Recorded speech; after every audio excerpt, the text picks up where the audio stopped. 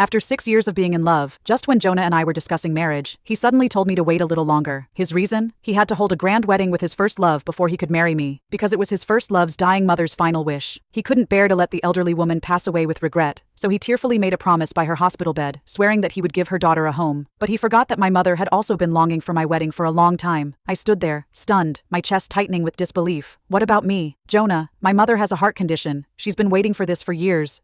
Before I could finish, he took out his phone, his fingers moving swiftly. Right in front of me, he booked his marriage registration appointment with Nadia. I felt the blood drain from my face. He didn't even hesitate. Either way, Nadia will be the bride for this wedding. Your mother has to wait, even if she's on her deathbed for all I care. I stared at him, barely recognizing the man in front of me. The same Jonah, who had once held my hand and vowed to love me forever, was now casting me aside, like I was nothing more than a trivial inconvenience. As he turned on his heel and walked away, I felt something inside me snap. My fingers clenched around my phone as I dialed a familiar number. Ronan, I said, my voice steady despite the storm inside me. I need a new groom for the wedding in 10 days. Can you help me find one? He hesitated, then said, you know, before Mom and Dad even knew about you and Jonah, they already picked out someone for you. Remember that guy who always stared at you like he was hypnotized? Turns out, he's been waiting for you to break up. Just the other day, he was joking about crashing your wedding if he thought Jonah wasn't good enough. At his words, an old memory resurfaced, one I had buried long ago. Back then, my parents had indeed mentioned another suitor, but Jonah and I had already been secretly dating for 2 years. I was devoted to Jonah. How could I have even considered marrying a stranger? I still remembered the way Jonah had reacted when I told him. He was furious. The moment I hung up the phone, he had pinned me against the wall, his kisses burning with possessiveness, as if he could erase the mere thought of another man. Arabelle, you can only marry me, no one else. His voice had trembled, his eyes red with emotion. That night, he had held me so tightly, whispering over and over, that I was his forever. He had even finally admitted to my brother that he had been dating me, confessing that we had already made a lifelong commitment to each other. Ronan had scolded him for sneaking around behind his back, but in the end, he let it go. On one condition. Promise me, my brother had demanded, that you'll love and cherish her more than I ever could. Jonah had knelt right then and there, swearing without hesitation. In my life, I will only love Arabelle. His life turned out to be incredibly short. The wedding was just 10 days away, and I had no time to waste. I cut my brother off before he could say anything else. My voice was calm, but my decision was already set in stone. Then let him be my groom. He doesn't need to crash my wedding. As soon as I finished speaking, movement by the doorway caught my eye. Jonah. He had returned, probably to grab the ID card he had forgotten, but now, he stood frozen in place, staring at me as if I were a stranger. Crashing the wedding? His voice was sharp, laced with suspicion. Who's crashing a wedding? His expression darkened as he took a step closer, his gaze locking onto mine. Arabelle, I said I'm marrying you, and I mean it. If you still want to be my wife, then stop playing games. If you dare to ruin my wedding with Nadia, don't blame me for leaving you. The absurdity of his words nearly made me laugh. He was the one marrying someone else. And yet, in his twisted mind, I was the villain. For 6 years, on every birthday, he had promised, we'll get married next year. But every next year, he had always come up with an excuse, a delay, a reason to avoid meeting my parents, a reason to postpone the wedding. And now, he had found the perfect excuse, his first love's mother's dying wish. How poetic. I let out a self-deprecating laugh and pulled Jonah's ID card from the drawer, tossing it toward him. Jonah's fingers trembled slightly as he took the ID card. Maybe he felt guilty, or maybe he was just trying to convince himself, but he hastily added, look, I'm not actually going to register the marriage with Nadia. We're just going through the motions at the city hall. If it was just for show, why did he need his ID? I responded with a simple, oh, my expression indifferent. Jonah seemed momentarily thrown off by my lack of reaction. He hesitated, then stepped forward, trying to kiss me as if to soothe me. But before he could, Nadia, who had been eavesdropping at the door for who knew how long, suddenly barged in. She lunged between us, using just enough force to knock me backward. I lost my balance, stumbling onto the floor. At the same time, she flung herself dramatically into Jonah's arms. He caught her instinctively, but the momentum sent them both toppling over. I sat on the cold floor and watched as Nadia ended up straddling Jonah. Her cheeks flushed, her breath shallow, and then, she murmured in a voice just loud enough for me to hear, Jonah, your abs are still as hard as they used to be. Jonah stiffened, coughing awkwardly. He looked uncomfortable, but he didn't push her away. His hands remained firmly on her waist. Nadia turned her gaze toward me, her eyes welling up with tears. She bit her lip, as if on the verge of sobbing. Arabelle, I'm so sorry. Please, you can yell at me, hit me, do whatever you need to. Just don't take it out on Jonah. If he gets hurt. Disgusted by their pathetic act, I pushed myself up from the floor and walked straight out of the room. If you're so worried, then go ahead and check him out. Want me to give you some privacy? Jonah's expression twisted, his face, already tinged with lust, darkened instantly. I wasn't sure if he was holding something back or just furious. Arabelle, that's disgusting. Disgusting? It hadn't even been 30 seconds, and he was already reminiscing about old times with Nadia. Who was being disgusting here? I turned back and kindly closed the door for them. As I waited for the elevator, I heard hurried footsteps behind me. Nadia, her face still glowing, her lips suspiciously moist, rushed over to block my path. Arabelle, I'm really sorry. Please don't misunderstand things between Jonah and me. That was truly just an accident. If it weren't for my mother insisting on seeing a marriage certificate, I wouldn't have asked Jonah for this favor. I beg you, please don't cause trouble at the wedding. She even made a move to kneel before me. Before she could, Jonah, now looking perfectly composed, grabbed her and pulled her into his arms. His glare was ice cold. Arabelle, I'm warning you, don't take this too far. If things spiral out of control, you won't be able to fix it. His voice was laced with authority, a command I was supposed to obey. Then, after glancing at the time, he hurried off with Nadia to the city hall. As the elevator doors slid shut, I caught the fleeting smugness in Nadia's eyes, the subtle arch of her brow, the slight tilt of her lips, a silent taunt. And then Jonah's voice drifted through just before the doors fully closed. Nadia, did you bring your ID? It was never about her mother. This whole show was just for me. I grabbed my keys and left. I had something more important to do. The bridal shop was quiet when I arrived. The familiar scent of fresh flowers and delicate fabrics filled the air, but something felt off. The shop owner, usually warm and welcoming, looked startled to see me. Miss Arabelle, you're here? I nodded. I came to pick up my wedding dress. At that, the owner's face twisted in hesitation. Oh, Mr. Jonah already picked it up a few days ago. A cold prickle ran down my spine. What? He even brought a woman to try it on, the owner added, voice dropping. I wasn't in the shop at the time, but my expression must have darkened because he immediately turned to the computer. Let me pull up the surveillance footage. On the screen, Nadia stood in front of the mirror, draped in my wedding dress. The ivory silk cascaded down her body, hugging her figure perfectly. She took slow, deliberate steps toward Jonah, who stood frozen, staring at her like she was the most breathtaking thing he'd ever seen. The owner, standing beside me, looked beyond uncomfortable. Miss Arabelle,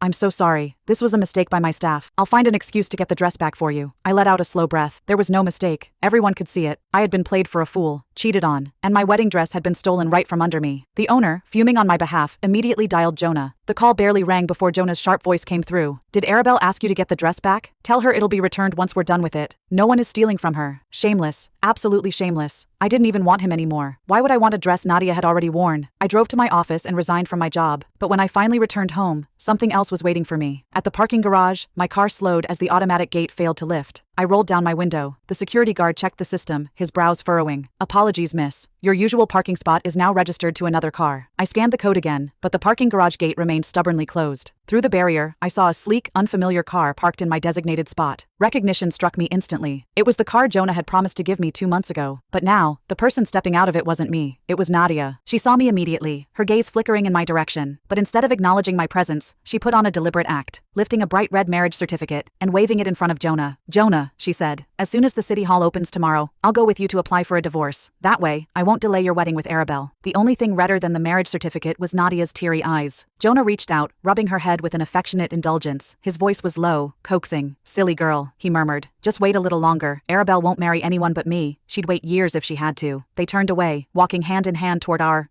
their home. I stood still, watching their retreating figures, but I felt no pain, just a quiet, simmering exhaustion. Without hesitation, I booked myself a hotel, but the air in the room felt suffocating, so I changed into my running gear and headed to a nearby park. The rhythmic pounding of my footsteps against the pavement was grounding, but the tightness in my chest refused to ease. I pushed forward, completing one lap, then another, letting the motion carry me through the hollow ache of betrayal. And then I saw them, Jonah and Nadia, fingers interlocked, strolling through the park. Jonah had never liked night runs, but there he was, indulging her, listening as she whispered sweet nothings, her laughter like a delicate chime in the night air. I had no interest in their love-struck performance. Slipping on my headphones, I turned in the opposite direction, increasing my pace. My mind was already elsewhere, so much so that I didn't notice I was being followed, until it was too late. A hand clamped over my mouth, yanking me backward with brutal force. My body slammed against something solid, a car. I thrashed wildly, trying to break free, but the grip was unrelenting. Through the reflection in the window, I caught a glimpse of my assailant.